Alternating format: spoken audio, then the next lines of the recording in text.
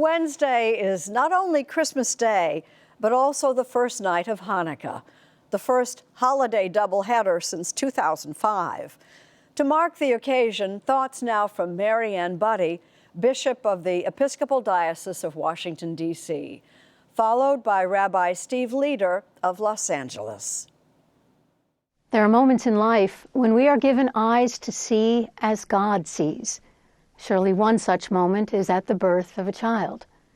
And this shall be a sign for you. You will find a child wrapped in bands of cloth and lying in a manger. Few stories have captured the human imagination as powerfully as Jesus' birth. With characters that resonate across time and culture, it tells of God choosing to come among us as a child, born on the margins of society, to parents reliant on the kindness of strangers. An angel appeared to the shepherds in the field and said, "Do not be afraid. I am bringing you good news of great joy for all people." The promise of Christmas is not for some people, the most deserving or those who hold certain beliefs, not for one racial or ethnic group or the citizens of one nation. The birth of Jesus is meant to be good news of great joy for all people, a sign that God will never give up on us, no matter what, that God's desire is to be with us as we are. Moreover, the Christmas story suggests that God is perfectly at home in less than ideal circumstances. But Jesus' birth is more than a sign. He came to show us a way, God's way, toward the peace and goodwill we long for. It is the way of kindness and love, forgiveness and generosity. The truth is, God cannot create a world of peace and goodwill without us. Ours are the eyes through which God sees. Ours are the heart and the hands through which God responds to this world in love. This Christmas, I pray that we all may see ourselves as God sees us, with eyes of love.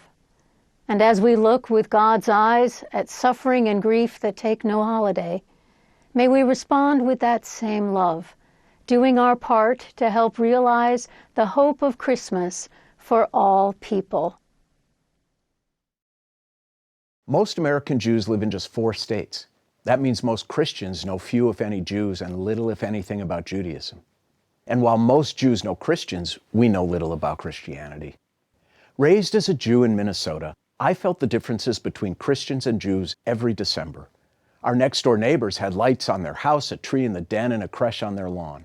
We had a small candelabrum called a Chanukiah, a spinning top called a dreidel, brisket, and potato latkes for dinner. I knew we were celebrating differently, but I didn't know why. Hanukkah is called the Festival of Lights. For 8 nights, we light candles, pray, and commemorate the rededication of the ancient temple in Jerusalem, defiled by our Greek-Syrian oppressors. At its core, Hanukkah celebrates the light of religious freedom. Christmas celebrates baby Jesus, whose miraculous birth represents the purest form of God's love for us all. 2,000 years ago, the Talmudic scholar Rabbi Shammai advocated for Hanukkah to begin by lighting 8 candles the first night, 7 the next, then 6, finally lighting only 1 the last night. He was overruled by the great Rabbi Hillel, who mandated 1 candle the first night, then 2, then 3, all the way to 8 for the last night. Hillel's reason was, we should always increase the holiness and light we bring into the world.